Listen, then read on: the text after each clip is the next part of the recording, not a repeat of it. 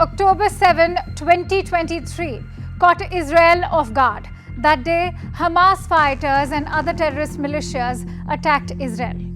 1,200 people were killed, 251 taken as hostages from the Jewish community settlement of kibbutz, back to the tiny Gaza Strip.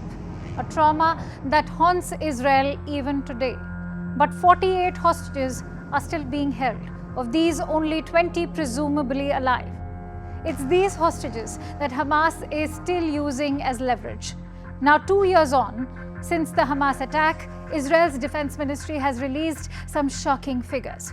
1,152 Israeli personnel have been killed since the outbreak of the war. The figures include all soldiers, police officers, Shin Bet agents, and civilian security officers, all who died on and since October 7, 2023, whether in the line of duty or as a result of an accident, illness, or suicide. Most were killed during fighting in the Gaza Strip, Lebanon, and even the West Bank. Approximately 42% of the fallen were under the age of 21. Many of them young men in mandatory military service, with 141 over the age of 40. A wide age range of those who've lost their lives. It should be noted that this conflict has added more than 6,500 family members to Israel's circle of bereavement. And that includes 1,973 parents, 351 widows, 885 children, and 3,481 siblings. But don't forget that on October 8, 2023, Israel's government attacked Gaza. On 13th October, Israel began ground operations in the Gaza Strip. And on 27th October, a full-scale invasion was launched. And these 2 years have been as horrific for Palestinians in the enclave. Operations by the Israel Defense Forces have killed at least 66,000 people, roughly 80% of them civilians, injuring about 169,000. These are conservative estimates by the Hamas-run Health Ministry of Gaza, but international agencies believe that the true death toll is much higher. Let's now talk about displacement. The International Organization for Migration has reported that 90% of homes in Gaza have been destroyed or damaged. That's internally displaced 1.9 million people of the 2.1 million population because of the total blockade that Israel has imposed on Gaza. As a result, large swaths of the territory are experiencing an acute famine, killing at least 450 people. 150 of them are children. In September, an independent UN inquiry concluded for the first time that Israel had committed genocide against Palestinians in Gaza, a finding which the Israeli government has rejected.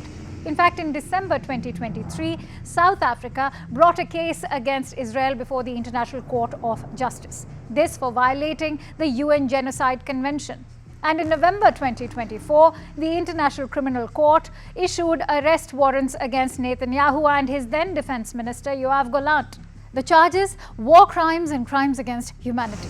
The Israeli government and its supporters rejected the warrants. The moot question being, has Israel achieved its war goals? Remember, Israel's Prime Minister Netanyahu had set two main objectives for the war in Gaza.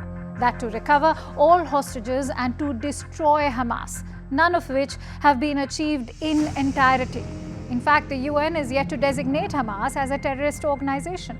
So much so, only a few countries like the US and the EU, apart from Israel, deem Hamas as a terrorist organization. One that still exists in Gaza, even though many of its fighters have been killed in the last 2 years, with Israel eliminating a series of leading Hamas figures. Among them Ismail Haniyeh and Yahya Sinwar. Despite this, the group continues to operate. Nonetheless, Israel's enemies have weakened in a conflict that's no longer just limited to Gaza. Hezbollah, which is active in Lebanon, and Yemen's Houthis both have stood in solidarity with Hamas. All three terror entities believed to receive financial and material support from Iran. Israel took military action against all of these organizations. It killed Hezbollah leader Hassan Nasrallah with an explosion in Beirut, a number of Hezbollah fighters in a coordinated attack of exploding electronic devices in September last year. Airstrikes on southern Lebanon have further weakened Hezbollah. And most recently in June this year, Israel's Air Force attacked Iran for several days. It severely damaged nuclear facilities along with US assistance.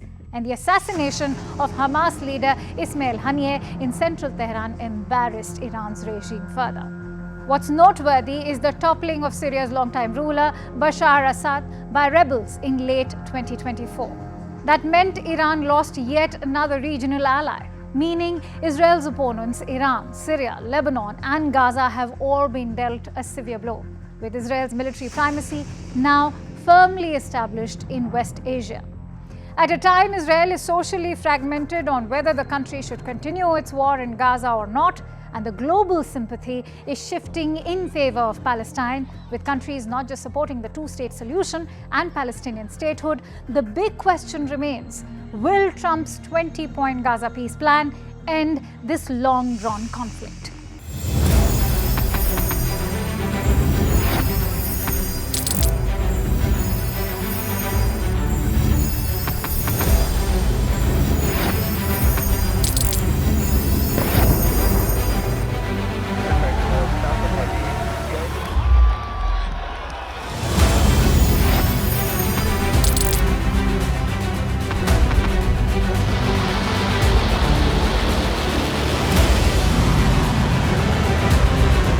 Been fighting so long and so hard that they don't know what the they're doing.